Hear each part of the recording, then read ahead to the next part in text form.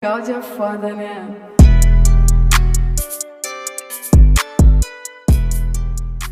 Welcome to the Battery Mates podcast. I'm Dirty Dave. That is the Sandman Sean. We're coming at you with all of our Braves talk for the off season and beyond. Sean, how are we doing this week, my man? I'm doing good. Well, as good as you can be. Some tough decisions had to be made by the Braves this week, and so so kind of coping with that, kind of like you do every offseason when you follow a sports team, because no sports team is ever going to be the exact same year after year. You're going to have some turnover, and you're going to have some guys leave, and new guys come in, and so you just kind of that ebb and flow of the offseason has really kicked in now that the World Series is over, and Texas took that home. Yeah, and it was. I thought it was a fun playoffs. The CS was fun, anyways. We saw no game threes in the wild card round, no game fives in the NLDS or NL or ALDS, 2 game sevens in the championship series, and then a 5-game blowout in the World Series. And how could you not be romantic about baseball when you think about how different every round of that playoffs was? Snooze, an absolute movie that Hollywood couldn't even write, even though the writers are back now, and then snooze again. Yeah. And that's just baseball for you, you know?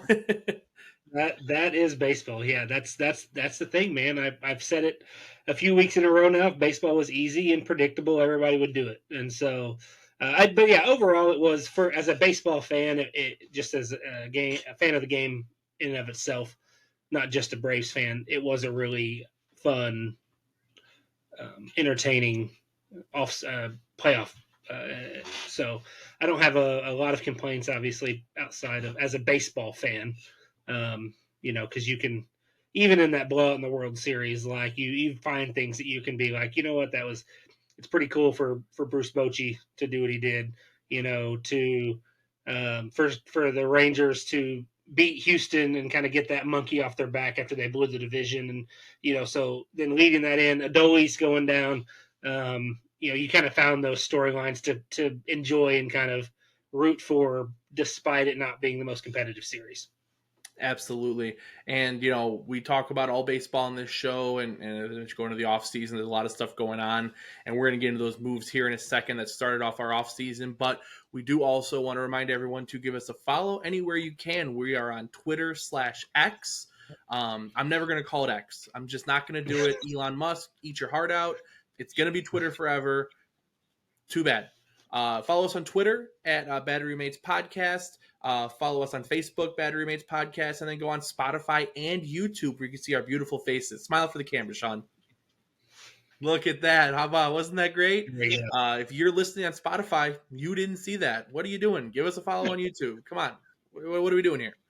Also, you'll follow social media. We do have, we're active on there. Sean's very active on there. I'm these Twitter people, oh my goodness. I mean, Elon has ruined this app, I hate to say, and you clearly have a better grip on it than I do because you're firing away. We did have a contest recently, though, that, it wasn't like a trivia question that was answered. I posted a picture of a Bryce Ball trading card that you gave to me, actually, a few years ago when we first became friends, and I asked who that player got traded for.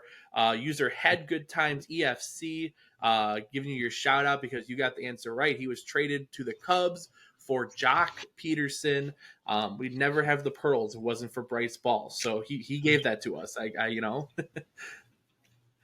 oh yeah, absolutely. And you've for Braves fans, even though we had Jock for just a couple months, but you have so many like one-liners that he said, and just like the pearls, and all the guys that talked about, they had their little like wine club that they did, where you guys would get together and drink wine, and the pearls, and it was a lot of fun. So like you said, we got Bryce Ball to thank for that.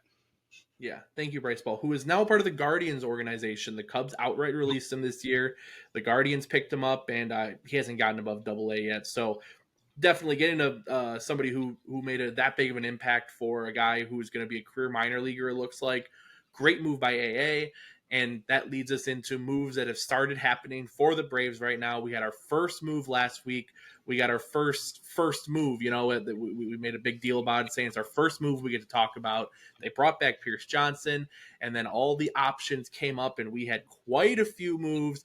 This really seems like our first real move. You know, Pierce Johnson's a good guy to bring back, but you also bring back Joe Jimenez now, and really the big one is they did pick up the option on Charlie Morton. It seems like it's going to be on Uncle Charlie if he wants to come back, but if he does, he's going to be a Brave. What do you think about the signing and the keeping of the option there by the Braves? You know, you see some people saying, "Well, he's not worth 20 million," and it's like when you look at what some of these pitchers are going to bring or have brought in recent years in the offseason. When you look at Verlander and Scherzer are each going to make $43 million next year.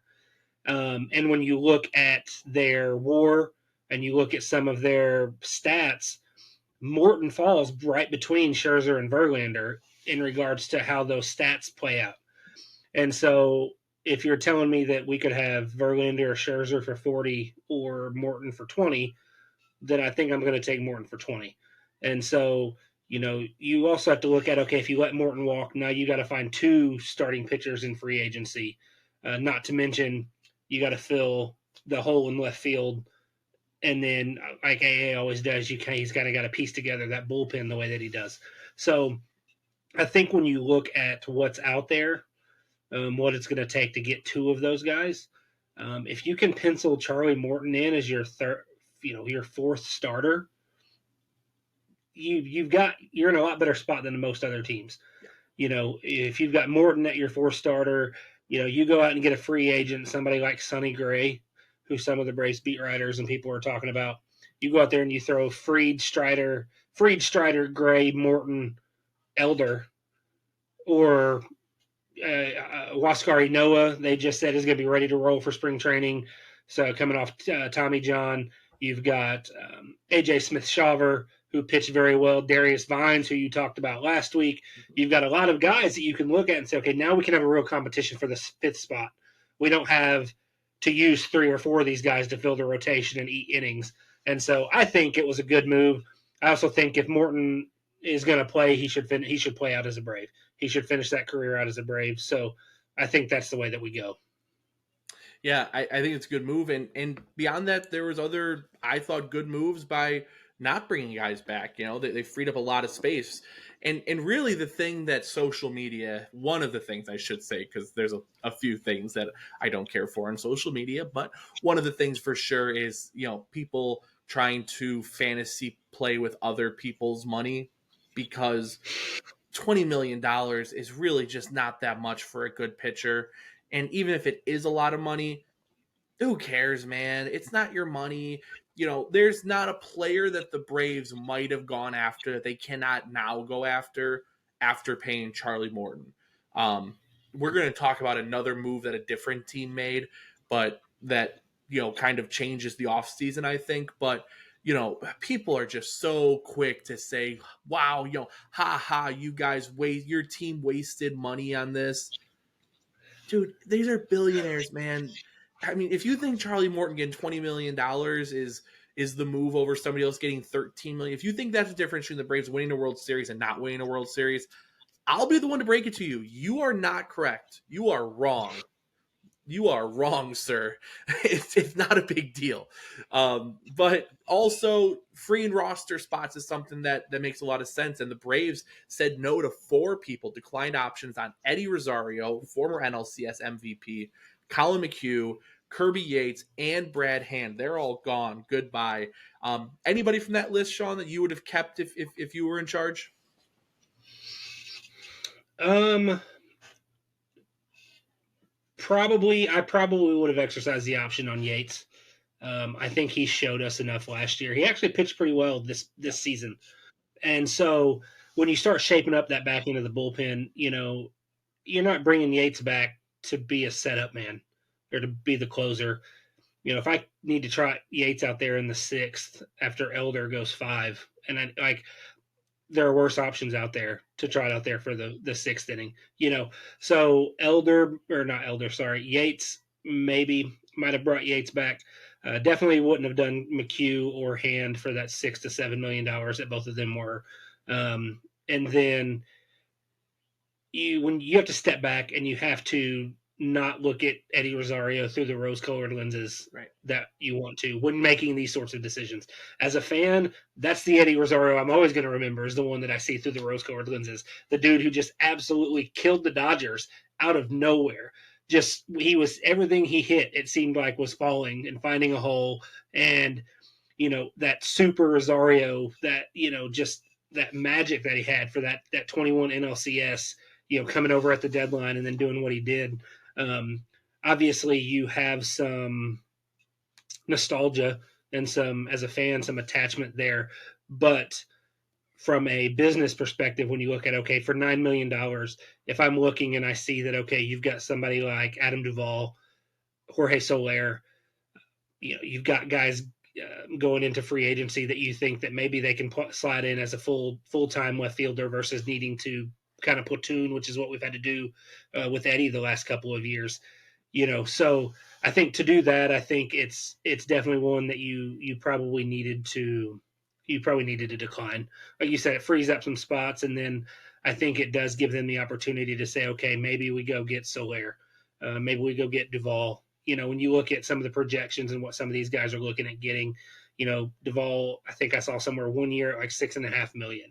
And I'm like, you can bring Duvall in to be an everyday outfielder for just a 1 year deal for less than what you would have re-signed Rosario for. I still think that's an upgrade. So I think all the decisions were sound when you step back and look at it from a general manager's perspective and not a fan's perspective. So there's not any that I think are just like really mind blowing. I wouldn't have been surprised to see Rosario back, but I also, with some of the guys opting out and some of the outfielders out there that are options, I think that AA is just kind of going to go see what he can get. Yeah, and I think I totally agree. I think those are really good. I agree with all the moves. Even Kirby Yates, Kirby Yates probably is going to want to make one last run at being a setup guy or a closer, and there's going to be a team that's going to give him that opportunity for sure out there. I could see Kirby Yates going to like a bad team as a closer. Like if Kirby Yates was like the closer, let's say the Pirates want to get something for David Bednar, I could for sure see Kirby Yates closing games for the Pirates next year. I think he would rather do that than pitch in the 6th inning, like you said. So it's another one of those moves I think is a player friendly move. I think it's one of those moves that people are going to say, wow, the Braves are going to look out for me. They're not going to, if I tell the Braves and AA, hey, I'd really like to get one more chance at being this top end closer. Even though they have the option, they might say, take a look at free agency. If you want to come back, you can come back. But I love the move. All the moves free up the space needed on the roster to bring guys in. You're going to have to fill that 5th starter spot, and you might just have to pitch 6th inning with guys who are waiting for their turn. All those guys we mentioned earlier, like AJ Smith-Shawver and Darius Vines, they might need to pitch the 6th and 7th inning for a few games at the beginning of the year while Brian Snitker figures out who to put in that 5th spot. But Brian Snitker has a lot of stuff to think about right now because he has to find himself basically a whole new coaching staff. This is the big news in Braves country this week. Ron Washington is off to Los Angeles of Anaheim, where the Angels play. That city, Los Angeles of Anaheim, that place that exists. And he has become new manager of the Angels, the very much now rebuilding Angels. He is moving on to those pastures, going back to managing the AL West like he's done before. He's bringing Eric Young Sr. with him, which means I think, if I'm right, Sean, I think it's now first base, third base, infield, and outfield coaches, which are so important to an organization. All of a sudden, they all need to be filled by 2 or maybe 3 guys if you really need to separate things. Right. What are your initial thoughts on Ron Washington going all the way out to Los Angeles? Well, as a Braves fan, you're not going to find anybody that's loved more than Ron Washington. Braves fans, we love Wash. You're not going to find a coach that is loved by players the way that Ron Washington is by the players on the Braves. And you just go through and you look at some of these guys' social medias, and you look at Ozzy Albies, you look at Austin Riley, these guys that have been with Wash this whole time. You see that these guys love him, and so obviously that's going to leave a hole in the kind of that Braves coaching staff, and seeing EY go with them, that stings too. So from a Braves fan perspective, I probably I probably will miss Wash more than and this bothers me a little bit more as a fan than losing Freddie or Dansby. I think it's Wow. that's the effect that Wash has had on the team, the players, and us fans, and so that part of it stings. But nobody deserves it more than Wash does. When you really think about what he's done the last 7 years he's been with Atlanta, you know, he's done a ton of stuff, man, and he was a good manager before that, and he deserves a shot. And so I'm glad he's getting a shot from a non-selfish perspective. I do wonder if it's the best fit going to LA in the rebuild that they're in and everything that they've got going on, to hire a 71-year-old manager. But I'm glad he's getting a shot, and him and EY are buddies, and so I understand why EY is going with him and taking that third base coach role over in Anaheim. So, do I like it as a Braves fan? No. Do I think Washington deserves it? Absolutely. And do I think it's the best fit? I think only time's going to tell that. Yeah. And really with Ron being such a good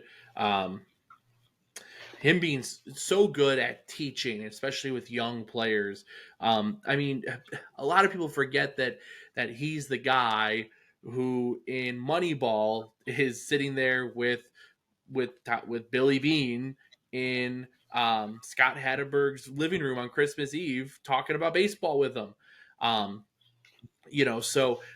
Ron going to a team that's struggling is going to have to bring in a lot of young talent, is going to have to bring in a lot of new players. To me, I think this is a really good move for Ron. I think it's a really good move for the Angels, and furthermore, I just think that he needs another opportunity in specifically the American League. I mean, the team that he had his success with, the team that he really took to new levels, just finally won their first World Series, and it's without him. And he got his ring in the meantime with a different organization, and everyone's happy. Everyone has their fairy tale ending to that story. But with that being said, this is something to where, he gets the opportunity to go over there and say, hey, those guys across from us, I had a part in that, man, and hopefully he has success. I don't think anybody would ever wish anything but the highest success for Ron Washington, and so he moves to a new role that I think he might excel in. To be honest, I think that if Ron Washington was the coach for the last few years managing in Los Angeles, I think they have a different team over there than they've had. Oh yeah, absolutely, absolutely. And so you make some good points, and like I said, maybe it's the selfish side of me that's like, maybe it's not a good fit, But we wish him nothing but the best. We hope he goes over there and kills it. I would love nothing more for him than to turn around the Angels, let Mike Trout see the playoffs, you know, and kind of grow that organization and have the impact on them that he had on the Braves. I would love nothing more than that. The only time I'd root against them is if we're playing the Braves, or if they're playing the Braves. So Yeah, and that's not the only big managerial move this week, which leads us into talking about another National League team that made a huge move, and that is the Chicago Cubs, who have made Craig Counsell the most expensive manager in the history of the sport, giving him $8 million a year. I think it's 3.5 more than anybody else who's ever managed. And Council goes to a team who walked into Atlanta the last week of the season needing to win games in order to make the playoffs. They were right in the thick of it. Now they add Craig Council as opposed to an inexperienced David Ross, who was there before. They're definitely a team to watch because you don't make that move if you don't expect to have a big offseason. So the Cubs are definitely a team who are going to spend a lot of money this offseason and walk into next year feeling like they should be favorites to at least be playing deep into October along with Atlanta and the Dodgers. But Sean, is there any other team that you're really watching what they do this offseason to see if they might push the Braves a little more, especially in the National League? Well, I think obviously, like you said, you've got to look at the Cubs, and you've got to say, okay, like you said, if you're going out and spending $8 million a year on the manager, then you've got to expect to be competitive. You don't pay $8 million a year for a manager to not be competitive. So I think you have to look at that. You also have to wonder, when you look back on it, how much did that dropped catch by Seiya Suzuki, did that cost Ross's job? So I think you've got that part of it. You've got to look at. You've got, you got to say, okay, what are the Cubs going to do with Belly? What are they going to do with Stroh? Are they going to bring either of those guys back, one back, both back? If they don't bring them back, who are they going to get to fill those holes? Because I do think the NL Central is wide open. I think that is a division that could be won by a couple of teams depending on the moves that are made. So I think the Cubs are up there definitely. Staying in the Central, I think you got to see what the Brewers do. I did see this week where it was reported, it might have been today, in the last couple of days, that the Brewers are making everyone available. And so you kind of got to wonder, what are the Brewers thinking as far as that goes? Do we see Yelich get moved? Do we see Burns get moved? Do we see some of these guys get moved? And are they thinking maybe they're more heading towards a rebuild than competing? So the Brewers, and then obviously you got to watch the D-backs and the Phillies. Those two teams that made the CS. You got to see, okay, what is Philly going to do? Noah's going on to the market. Are they going to replace Noah? Are they going to sign Noah back? What's going to happen there? I saw where they're making the Castellanos available. So are they looking to upgrade there? He's still got 3 years left on his 5-year, $100 million deal. And then the D-backs, are they gonna make a big move to try to push them over the hump? Kind of, because it looked like they kind of outpaced their rebuild a little bit this year and got a little bit further than anybody expected. So I would say the Phillies, the D-backs, the Brewers, and the Cubs are probably the biggest teams to watch this offseason. And then obviously you've got the Dodgers over there in LA that we always keep our eye on. The other, and you're spot on with those teams. I put back the Diamondbacks. I feel like even though they just made the World Series, people aren't expecting them to make moves, even though they've proven in the past they're not afraid to bring in guys like Zach Greinke and Madison Bumgarner. They've spent the money necessary before, so they're probably going to keep adding. But another team, you mentioned the Brewers in the NL Central. I really want to see what the Reds do this offseason. When you look at what they did last year with a lot of young guys, a lot of guys who they just brought up. We know how good Elly De La Cruz was in some aspects. In other aspects, he was pretty poor, including stuff like batting average. He's got to get better, but he's a phenomenon. You look at guys like Spencer Steer, you look at guys like Noel V. Marte. They cut a ton of salary last year. I think their second highest paid person on their payroll last year was Ken Griffey Jr. I'm being serious about that. He was getting deferment money more than almost anybody they had on their roster. But they spent money before. Yeah, I guess it was third. I think it was Votto, and then I think it was one other player that was higher than what was getting deferred to Ken Griffey Jr. But Votto leaves now, so they're losing that big contract. But in the past, this is not a team who's been afraid to spend money. They brought in guys in the past like Nick Castellanos and Mike Moustakas and Trevor Bauer. They give contracts to and let them play. And so to me, the Reds could absolutely say, hey, Cubs, I understand you just paid Council and you might be in the market for some of these guys that I hear in the trade market, guys like Juan Soto and Pete Alonso, but the Reds could very well add 4 or 5 pieces this offseason, have a great bullpen, and all of a sudden we're looking at the Reds as a team that could very well win the NL Central, and they're a team that can get hot in the playoffs for sure. I would be worried if they got hot facing anybody, but you'd have to hope that the Braves could still handle them, right? Right. Oh yeah, yeah. And I think that I do. I like the Reds. I almost put them on the list, but I just they're one of those that are. I think they're still a question mark. They're still a did they just overperform this year, and did they overperform themselves into a near a near wild card berth? Did they just overperform, or are they really you kind of on the cusp to make that next step? And I think we'll kind of see what the front office does there in Cincinnati. But I do think they could be a team to watch if they believe that they are just a few moves away from winning the division. And it's going to be stuff to watch out for this whole off season. But managerial moves, a lot of them are already over. We wanted to start a brand new series here to get us through the off season. We're doing year in review, thinking we're going to do players as opposed to like position groups. I hope you're okay with that, but we could always ask the fans. We could put it down to a vote. Maybe if you go follow us on Twitter, not X Elon, Twitter. If you follow us on Twitter, might have a poll coming out soon to see what you guys want to hear from us. But we wanted to get a year in review going with all these managerial moves and talk about Brian Snitker himself, and see if what our thoughts are on the manager moving on to next season.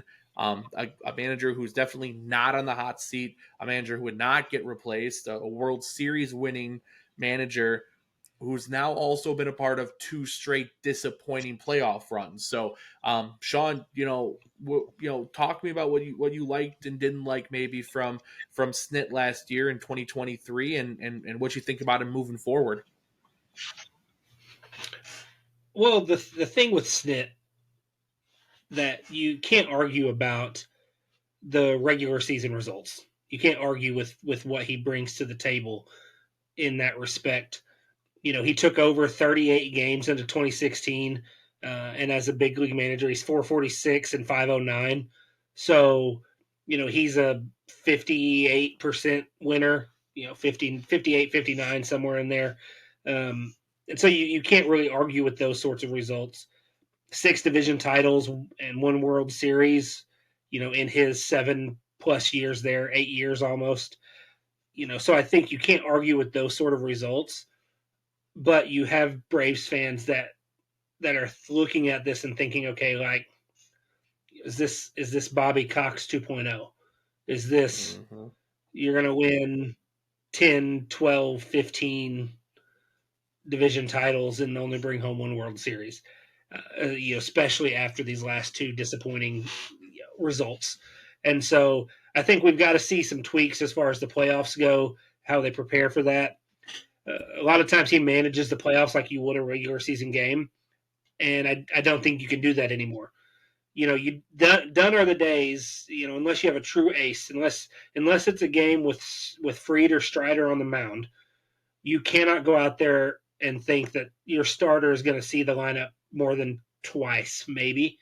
You've got to have a shorter leash than he has on some of the starters. You watch that opening game. Or not the opening game, sorry, game 3 of the DS this year, and you don't have anybody ready for the top of the lineup to face the lefties the second time through, and then you see them blow that inning open, and that game, is kind of dead in the water at that point. So I think we've got to see some changes in regards to how he manages that postseason game and atmosphere and kind of getting out of the regular season mindset. But outside of that, I mean, when you look at what the Braves were for the 2.5 years prior to Snit taking over, and then what they've been in the last 7 7.75 of a year since he has taken over, it's hard to argue with the results. Yeah, and full disclosure, I texted Sean this week and was like, Sean, should I lie and call for Brian Snitker's job just to get more eyes on our show? And I think we both came to the conclusion that would be a really dumb decision. So I'm not going to do that. Don't worry. I mean, Snitker's great. Snitker is a guy who coached a number one seed this year, multiple division championships. You meant multiple division championships, as you mentioned. Something does have to change in the playoffs, but it's so tough to blame him when they were so good in the regular season. And they were so good against the Phillies in the regular season. Do you overthink things and now all of a sudden you take a step back because, well, I told Ronald Acuna not to be himself. And because he wasn't himself and he was too restrained, he's not the most valuable player that he was all season. I get it, but it seems to be the wrong approach. And we talked about the approach. You just talked about the approach, especially when it comes to bats. And the other thing is, there was really one specific move where you were like, what's he gonna do? And it was gonna be the difference between winning a series and losing a series. And he put in the end, you could talk about if it was the right decision at the time or not, but he put the wrong guy on the mound in game 3. And that's the only lineup, rotation, or bullpen move that was like, all right, Snit, this is you off the seat of your pants. You just gotta use your baseball sense and you gotta make the right decision. And he didn't make the right decision at the end of the day. So when it comes down to that, is it like literally just you've built a team that is so well oiled and does so well that you don't realize he's making mistakes? Or is it just his options were so limited it didn't matter what he did? You'd never fire a guy for one decision. Well, I guess you could. Yeah. But yeah. I mean, you could, but you would never fire a World Series winning manager because he put the wrong guy on the mound in game 3. But I mean, if we get to the same position next year and he makes a wrong decision that leads to that again, I mean, that's the time where you have to start going, okay, whoa. 3 straight disappointing finishes, another huge decision that he just absolutely botches.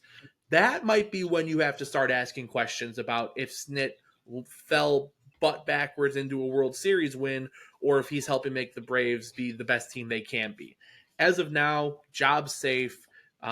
He's going to get votes for manager of the year. You have to consider him one of the best managers in the sport until all of a sudden he has a very disappointing team. But yeah, if you're the Braves, you have to keep expectations very high. You cannot just say, nope, that's our guy. You might have to make a tough decision soon enough, but that's not now. Absolutely. And I think that the decision, I don't necessarily know that I would say the wrong decision made to as far as who was put on the mound in game 3. I think it was he didn't have a fast enough leash. You had to go and put Elder out there. Series is tied up at 1-1. And I get it. Elder was perfect through 6. I understand that Elder looked really good through 6 hitters, rather. He was really good through 2 innings.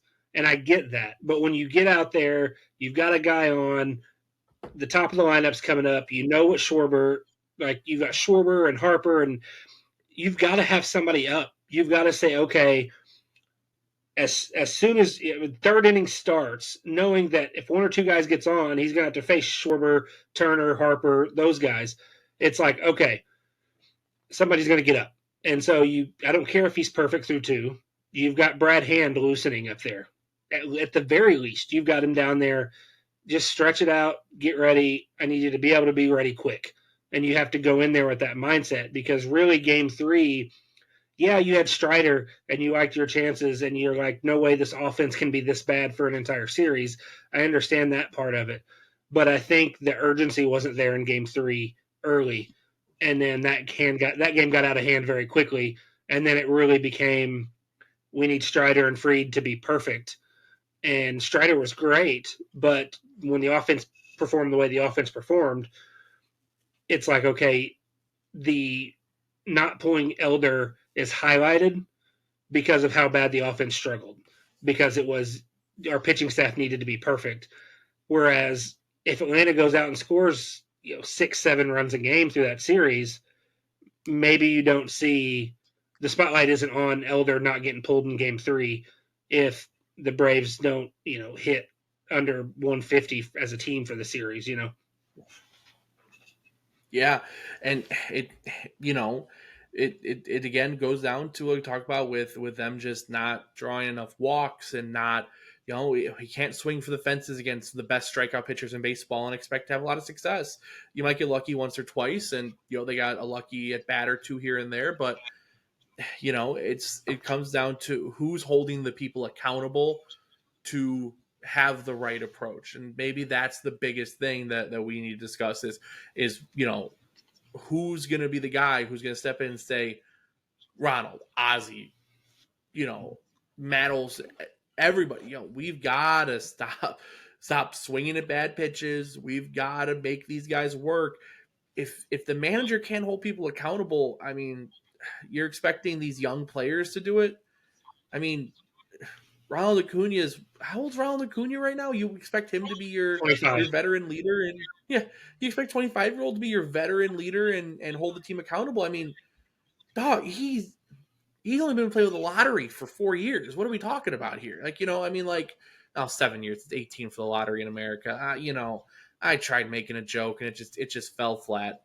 And but you get what I'm saying though. He's so young. He's not a guy who knows what it's like to be in a locker room and I'm going to be the locker room leader. You got to have Snit, who's an old head in baseball, and Ron Washington, who was here at 71 years old. Those got to be the guys to do it, and they didn't do it. But as I mentioned, there's nobody I'd rather have than Snit going into next season. But if we have another playoff collapse in Atlanta, there might be managers I'd rather have than Snitker going into 2025. That's all I'll say. Let's go into. Oh yeah, absolutely. Yeah, go. Sorry about that. I was going to transition into the segment that we started last week. If you're okay with that, unless you have a final thought on that one, go ahead and finish it off. Yeah, no, like you said, I think it's you go in and is he on the hot seat? No. But if you get Philly in the DS again, what are you going to do? And how is it going to be different? And that's going to be the narrative in that series is going to be, here it goes again. And you have to have confidence and hope that he makes some of those changes that you might need to make. And so definitely not on the hot seat, but he's not a young guy by any means. And so, maybe you wonder, as after a third collapse, does maybe he just retire? Maybe say, you know what, I'm going to hang it up. Everybody's legacy is intact. Everybody's, and he kind of rides off into the sunset the way Bobby Cox did. And so, you kind of look at it that way. But like you said, you started this segment last week. We covered another right-handed pitcher. So I'll turn it over to you for Dirty Dave's prospect of the week. Oh yeah, we're talking about the number 2 prospect in the Brave system this week, the 2023 draft pick, 24th overall, Mr. Hurston Waldrep. I like saying Waldrip, like he's got some drip. He's cool, man. Anyways, I'm just trying to be cool with the kids. You know how it goes. Hurston Waldrep, he's a 21-year-old pitcher from the University of Florida. This is one of those pitchers that you see sometimes in college that starts off as he starts off as a decent reliever and then just takes straps a rocket onto his back and becomes an elite pitcher. He went from a reliever at Southern Miss to the Saturday starter for a really good Florida team, and then drafted first round this year, 24th overall. Really was a steal for the Braves because he could have gone as early as top 10. There were a few guys that jumped ahead of him. Most people had him going between 15 and 20, and he falls to 24. No fault of his own.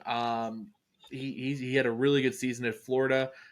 He has a really good fastball, really lively fastball, and he has 2 breaking balls that break in completely opposite directions that really keep hitters off guard. He throws a really, really good splitter, one of the best in college baseball, and he throws a really above average slider as well that gets a lot of people expecting that splitter to wave it in the wrong direction. He throws those two from the same arm slot as well, which really helps him out in deceiving hitters. He needs to control his walks a little bit. He has I think it was described as a very, what was the word they used? Basically, his pitching mechanics are very like charismatic, I guess you could say, where he puts a lot into it. And so because of that, sometimes if he steps in the wrong way because he's doing this big overstep, it leads to him being a little bit off kilter, which leads to some walks. That's his big thing, he needs to control. But he pitched at 4 levels for the Braves this past season, different levels. He got all the way to AAA in 8 games. I mean, they thought so highly of him at each level. They were like, nope, he's too good for high A. We need to send him to double A. Nope, he's too good for double A. We need to send him up to triple A. I really think he could push to be a starting pitcher on the Atlanta Braves next season. He won't start in Atlanta for sure, but if he has a really good start to the year and that 5th starter spot isn't being kept as well as Snit or the organization wants, he's really somebody who they could shock a lot of people and bring up a 22-year-old to pitch in that number 5 slot, and he has the stuff to be successful early on. So he's definitely a name to watch. I would expect 2025 to be when he makes his Atlanta debut, but 2024 is definitely not out of the question, and he could definitely come up and kind of do what Strider did and walk in and just all of a sudden be like, oh, this guy's for real right now. So yeah. Yeah, I definitely agree. Because I mean, you realistically, like you said, he could do next year what Smith Shawver did this year. You know, Smith Shawver's 22 years old. He comes in and pitches pretty well in his couple of spot starts at the big league level, well enough that he made the postseason roster and was considered to start Game 3 of the DS. You know, so I could definitely see that happening. You know, you mentioned his kind of skyrocket through the organization. I looked this up. He was signed July 13th is when he signed his deal with the Braves. He was in Gwinnett by September 23rd. So he started, he reported to Low A Augusta on August the 2nd. He was in Rome by August the 8th for their high A team. August 29th, he reported to Mississippi, the Mississippi Braves in double A. And then September 23rd, he reported for Gwinnett, and he pitched 1 game in Gwinnett, went 4 1/3. He only allowed 5 earned runs and 29 innings pitched throughout the all 4 levels. So a 1.53 ERA is what he pitched to over the 4 levels last year. 41 strikeouts to 16 walks, and he only gave up 1 home run in 29 innings. So the stuff is there. Like you talked about, that splitter is nasty. That slide, he definitely has a plus slider to go along with it. You know, and he throws 95 to 97 on his fastball. And he was working on developing a little bit of a cutter there throughout the minor leagues. So he also threw that cutter in there. So if you got a 95 to 97 fastball that's lively on its own, and then you get a cutter in there, he could definitely be, like you said, one of those guys that he just walks in and you're like, this dude is for real, and this dude can pitch.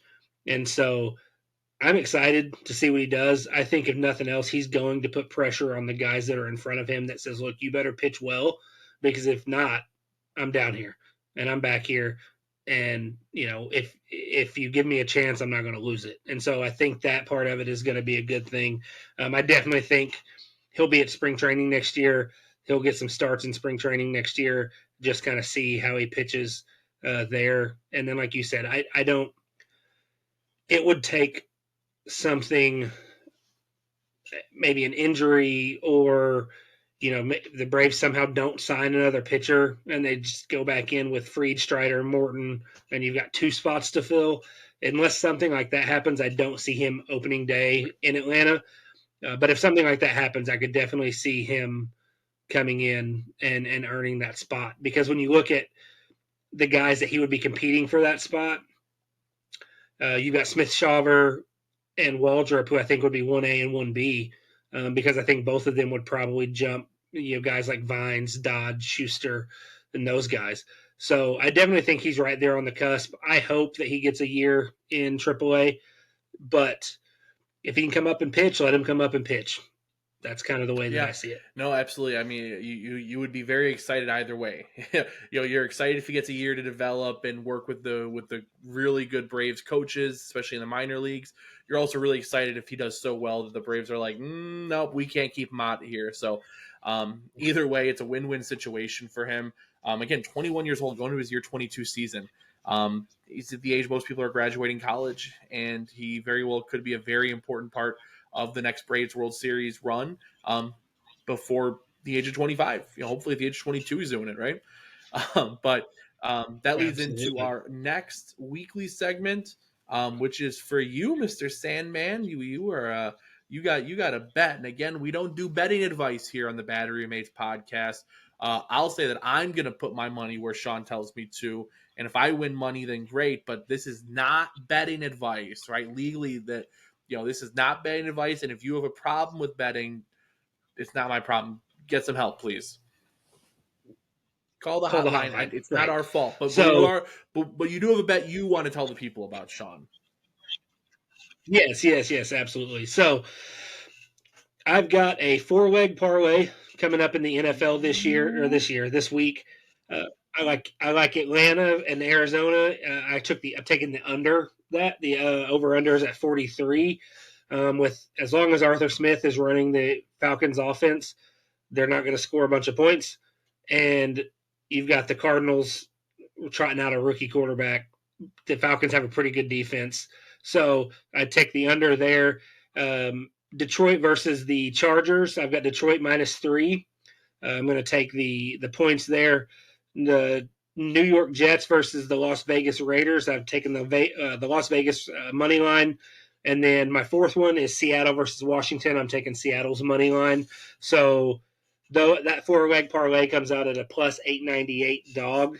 So again, not betting advice. Not betting advice. If you have a problem, call the hotline. But $10 pays out $99.87 if you make that bet on DraftKings today. So I definitely did that. Put that in before the episode started. And then if you put some money on some of these guys to be a Silver Slugger, you would have won some money. So Braves have announced they have 3 Silver Slugger winners. Obviously, you got Ronald Acuna Jr.